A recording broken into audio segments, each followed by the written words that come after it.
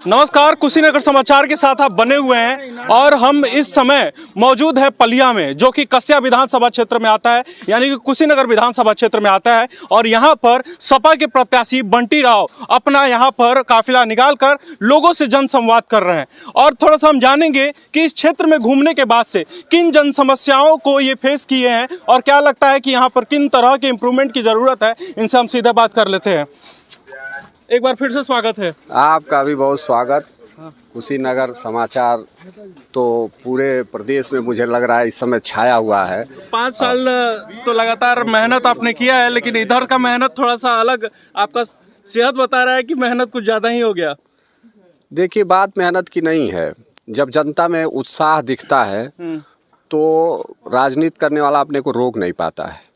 और इतनी उत्साहित जनता है कि एक गांव से दूसरे गांव तक लोग मुझे पैदल लेके चले जा रहे हैं। लोग कह रहे नहीं, हम भी आपके साथ उस गांव में जाएंगे। कितना किलोमीटर लगभग चलना हो जा रहा है? लगभग 20 किलोमीटर पैदल रोज चल रहा हूँ। 20 किलोमीटर पैदल आप लोग भी साथ में चल जी जी जी। कल आपने हमारे गांव में घूमा, महसूस नहीं हो रहा है? नहीं होता है, लेकिन जोश इतना है कि थकान पता नहीं चलता है। प्रतिदिन निकल रहे हैं आप लोग, ठीक है। जी जी। आप इस पलिया क्षेत्र में खुदरा, रहसू, ये सब पूरा क्षेत्र घूमे हैं, विजिट किए हैं। क्या लगता है किन तरह की समस्याएं यहाँ पर है जिस पर काम होना है?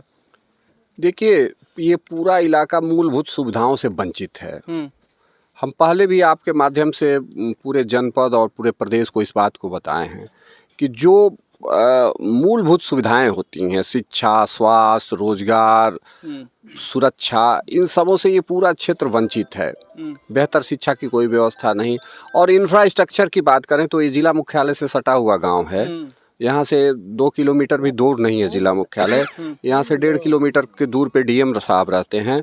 लेकिन उसके बावजूद आप गांव के देख लीजिए, आप दिखाइए उधर, अगर दिखाएंगे तो देखिए रोड पे कितनी गंदगी है, पानी निकासी की व्यवस्था है। क्या कारण लगता है?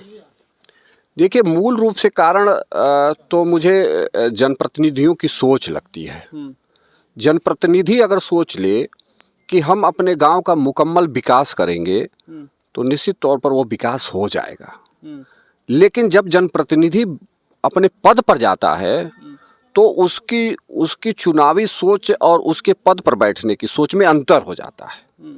अगर जो सपने हम इस समय दिखा रहे हैं, उन सपनों के प्रति हम पद पे बैठने के बाद अगर उसको क्रियान्वित नहीं करेंगे तो फिर हमारा उस पद पर बैठने का कोई मतलब नहीं होगा।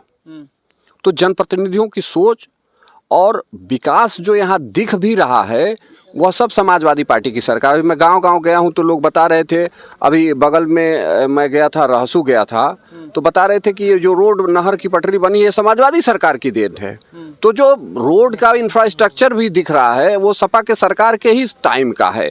इधर तो हमें लग रहा है गड्ढा मुक्त करते करते। नहीं, बेसिक पे भी बात, जैसे आपने कहा है कि यहाँ पर देखते हैं कि शौचालय की भी कमी है और तरह तरह की जो बुनियादी सुविधाएं होनी चाहिए, जो क्रियान्वयन दूसरे गांव में है उस तरह से डेवलपमेंट यहाँ पर नहीं आ पाया। और सरकारी योजनाओं की तो मतलब पहुँच यहाँ पर बहुत ही। देखिए, हमने आप पहले ही कहा कि जिला मुख्यालय कलेक्ट्रेट से ये 1.5-2 किलोमीटर की दूरी का गाँव है। जब यहाँ विकास की कोई गति नहीं है तो यहाँ से 20 किलोमीटर दूर के गाँव की क्या विकास होगी?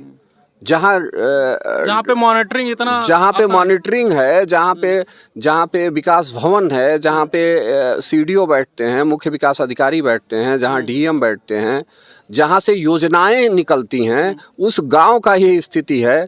तो फिर यहाँ से 30-35 किलोमीटर गांव की दशा का आप सोचिए। क्या लग रहा है विजिट करते करते आपका जो मैनिफेस्टो रहा है, इन सब के बारे में आप जनता से संवाद स्थापित करते हुए सफल महसूस कर रहे हैं? देखिए, अभी पश्चिम उत्तर प्रदेश से आंधी चली हुई है समाजवादी पार्टी की और राष्ट्रीय लोकदल, दोनों मिलके भारी पैमाने पे जो पहले राउंड का चुनाव हुआ है, पहले चक्र का, उस पहले के चक्र के चुनाव में 58 सीटों में मुझे लग रहा है कि 55 सीटें जीतने जा रही हैं।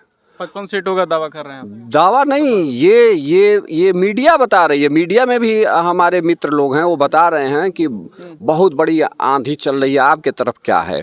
तो हमने उन लोगों से कहा कि वो जो आंधी है, इधर आते आते तूफान बनने वाला है। क्या लगता है, वो असर दिख रहा है यहाँ पर? हाँ, दिख रहा है, पूरी तरह से दिख रहा है। पूरी जनता में जोश है, पूरे यहाँ समाज में जोश है, हर वर्ग के लोगों में जोश है कि हमारे यहाँ से समाजवादी पार्टी भारी बहुमत से विजयी हो।